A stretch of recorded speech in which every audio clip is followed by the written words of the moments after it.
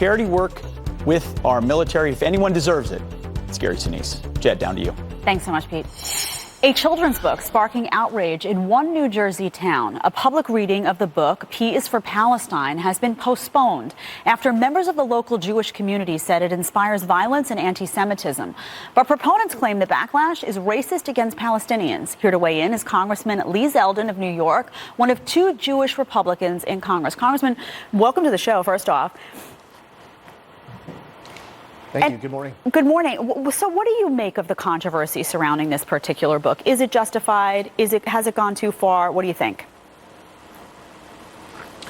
No, I think it's very justified. And in understanding what an intifada is, the first intifada, the second intifada, we're talking about violence. Gunfire was used, suicide vests, a lot of death, rock throwing. The intifada is looked at as a vehicle for Hamas and Palestinian Islamic Jihad to be able to fulfill their mission. The Hamas charter, it's important to realize they call for the murder of all Jews. They say that jihad is an obligation. For the Israelis, they look at intifada as an existential threat to their people. So we have to have a heightened sensitivity right now where you have the video from the Muslim American Society in Philadelphia a couple weeks where kids are talking about chopping off heads. That what we see out of Congress, on college campuses and abroad, it's bad timing and it's bad substance to be providing to kids, whether it's here or it's over in Israel and the Palestinian areas. Congressman, you mentioned intifada. Now, the context for that is within this P is for Palestine book, there is a quote,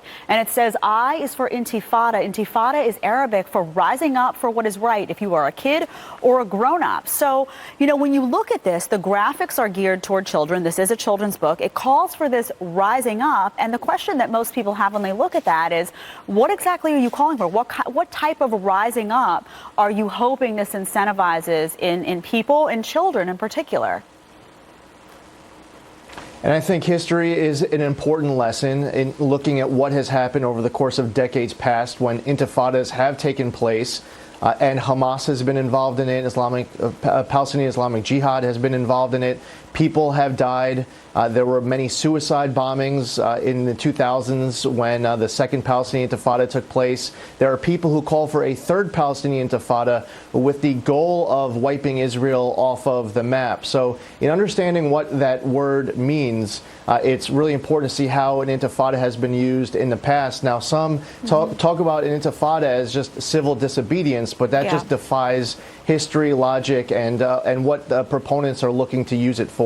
Now, we reached out to Highland Park Public Library, who did postpone this reading, and we reached out to the author, Golbarg Bashi. We haven't heard back yet. She did tweet this, however. It is laughable and yet extremely dangerous when the cancellation of a book reading at a U.S. library for P is for Palestine, breaking the First Amendment by Israel advocates in New Jersey, becomes major news in Israel, and this news is whitewashed and distorted. So there are some congressmen who believe this is a First Amendment issue, and hey, listen, if you don't like the book, you don't have to read it, but that shouldn't bar people from being exposed to it and from holding a reading at a library for it. What do you say to that?